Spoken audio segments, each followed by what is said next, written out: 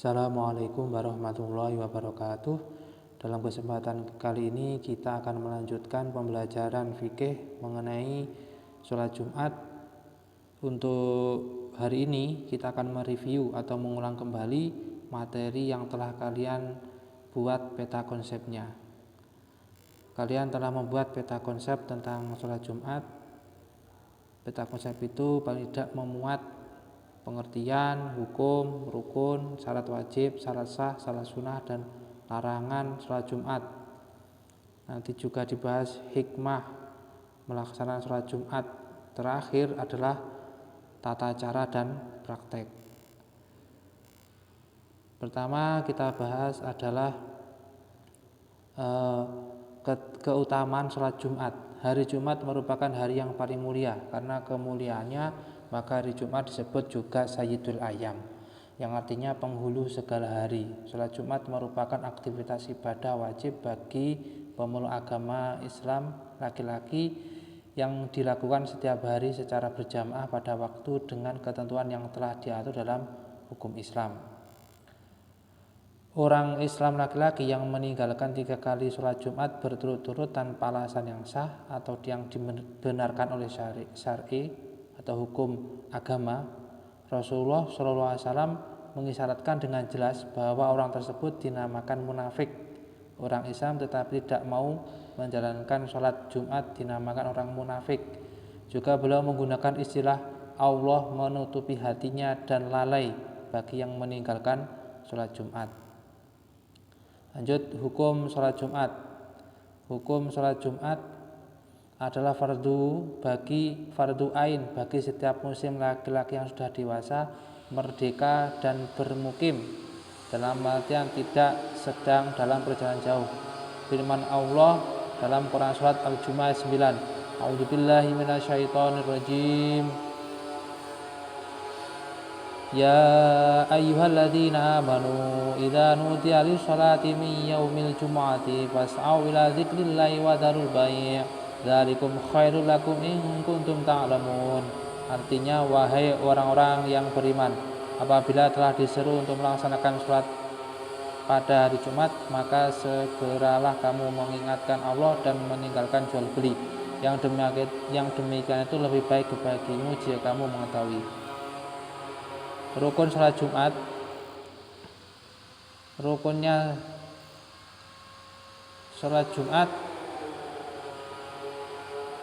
Rukun sholat Jumat sama halnya dengan rukun sholat fardu, seperti yang telah kalian pelajari pada bab sebelumnya.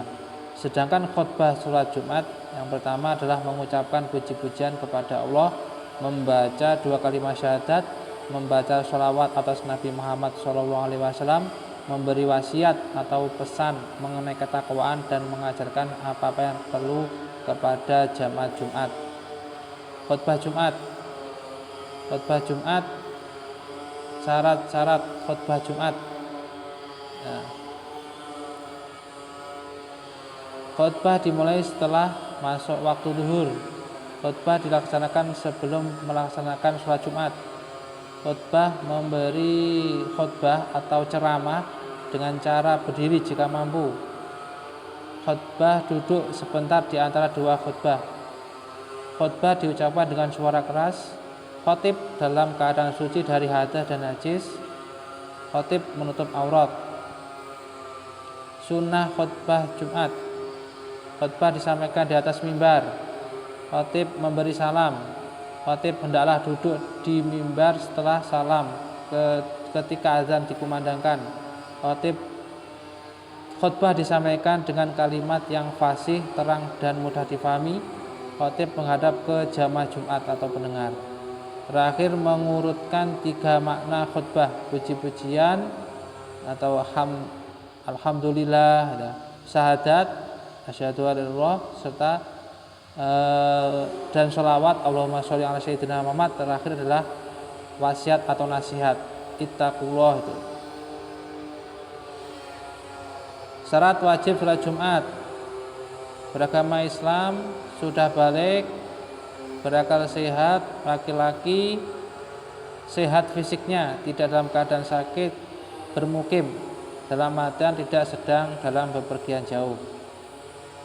Syarat sah sholat Jumat diadakan di tempat yang biasa untuk melaksanakan sholat Jumat, dilaksanakan secara berjamaah, dan dilaksanakan pada waktu zuhur, didahului dengan 2 khutbah.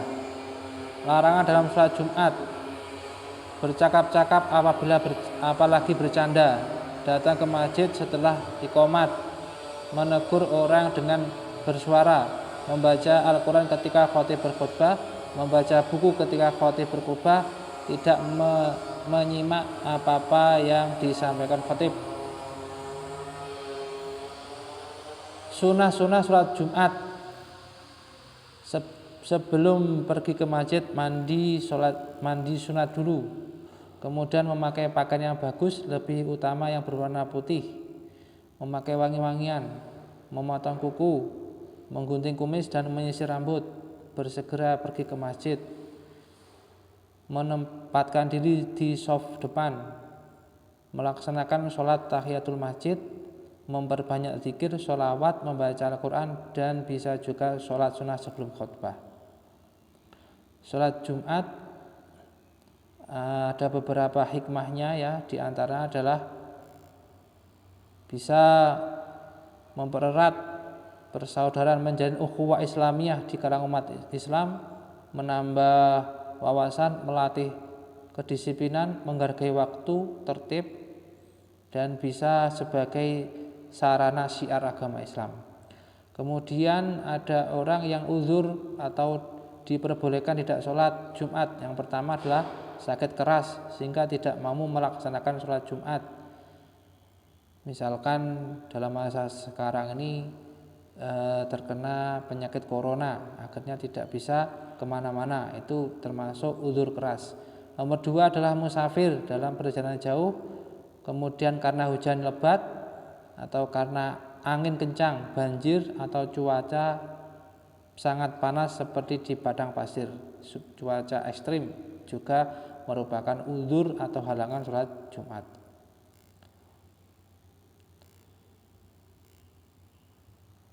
Kemudian terakhir praktek sholat Jumat, yang pertama adalah kita sebelum ke masjid adalah melakukan amalan-amalan kesunahan sholat Jumat, kemudian azan, khutbah pertama, khutbah kedua, kemudian iqomah, lalu dilaksanakan sholat Jumat. Kiranya itu yang dapat saya sampaikan.